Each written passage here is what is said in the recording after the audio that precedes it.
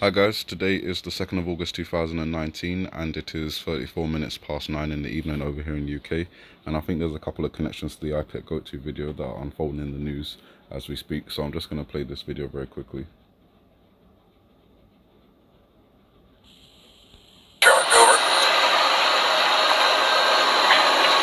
Okay. Still in the belly. Yeah. I'm not gonna. Oh, wow. When she rolls over the. Oh! One moment. Whoa! Look at the width of that thing. This is a monster. She is huge. And now she's belly side. I can't do anything. No. We're armed, but I was a young male that one that went away. Okay, she's not here now. Oh, there she is. Oh yeah, but I'm not gonna shoot her. Oh my goodness! What? That is amazing.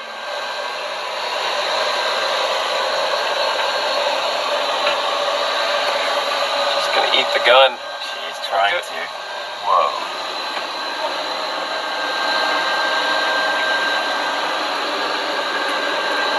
Nice positioning by the sub-captain.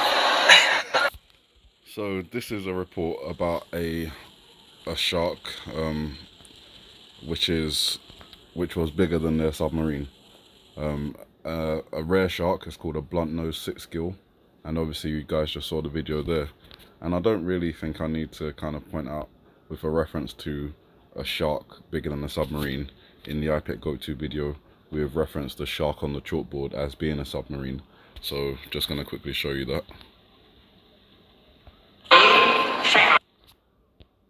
So you can see the shark just there. Now in the last video I talked about North Korea and their missile launches, how they've done 3 so far and how the 4th one could be something a bit more serious. Obviously this is still also connected to a cult and, you know, possibly urination or something to do with something else involving the male genitalia.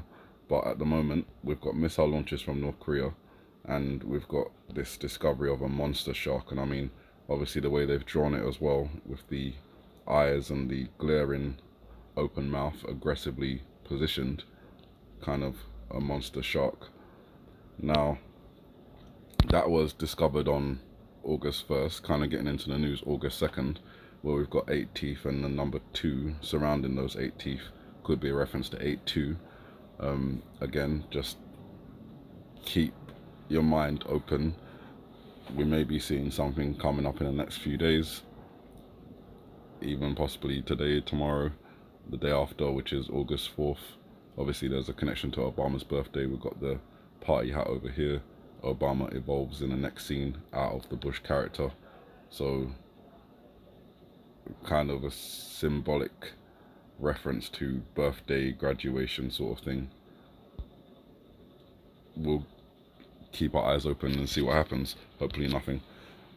But going back to the news reports, we then have China declaring, well, this is a report coming from an exiled billionaire who claims that China will send troops into Hong Kong on August 4th, and obviously that is again Obama's birthday, day after August 3rd, and that could obviously be connected to the part in the video where we see the Chinese tanks coming out.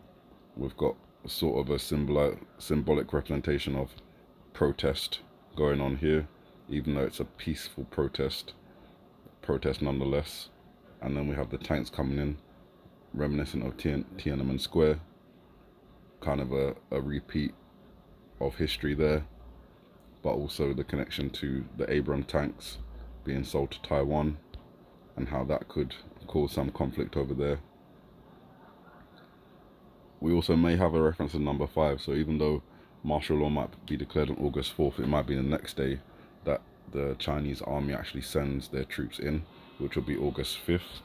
And the reason I say that is obviously there's potential for the number 5 here in the dividing line of the yin-yang Pac-Man symbol, and also as the scene goes on.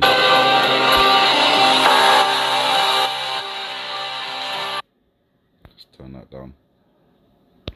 we've also got the reference to the 5 fireworks in the background, so that could be a reference to August 5th. Obviously could be a reference to another 5th or something else, but considering there's a potential for China to actually send in the People's Liberation Army troops into Hong Kong where the protests are happening on August 4th, there may be a connection to something like that happening on August 5th instead.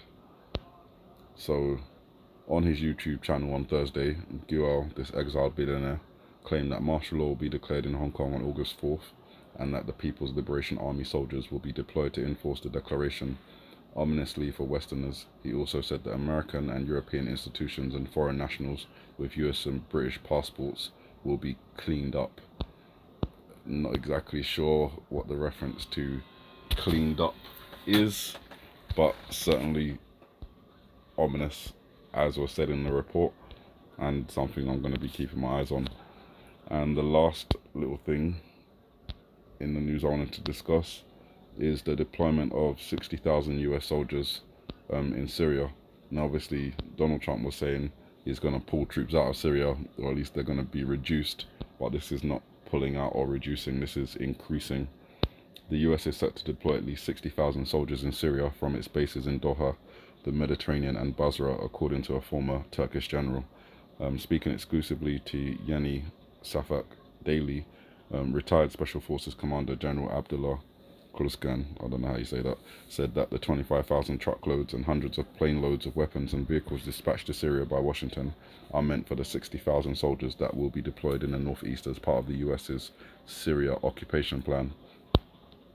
Now, this is basically, again, kind of laying the foundations to get to Iran in the event that war kicks off.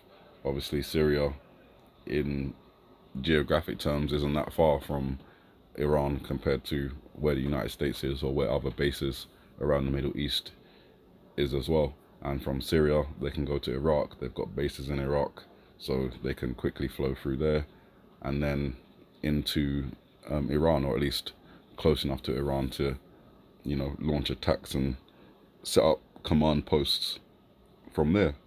And obviously we talked about Israel as well, launching attacks on Iranian targets in Iraq for the first time since 1981, so that's significant. The Israelis and the Americans are moving forward towards Iraq, while obviously there's the tensions around the Strait of Hormuz, the tankers being taken, the drones being shot down, and the potential for the Strait of Hormuz to be closed, sending the markets plunging, you know, adding on to the potential of the markets plunging from the announcements today of the extra tariffs on China, and China yet to respond to that. So many things going on, so much potential for these events to be connecting to an animated video that was released in 2012, which does appear to be referencing not just a second 9/11 event, but events that lead up to that and events that transpire after that also. So, you know, that's why we've been doing this. Is not exactly fun, you know. Don't enjoy watching that video, don't enjoy talking about these kind of I won't say apocalyptic but catastrophic events. But it appears that some of the events that we've been looking out for at least are moving towards that scenario, moving towards that happening. So with all that said, you guys, be prayerful, be watchful, have a good morning, good afternoon, good evening, and may the Heavenly Father bless you.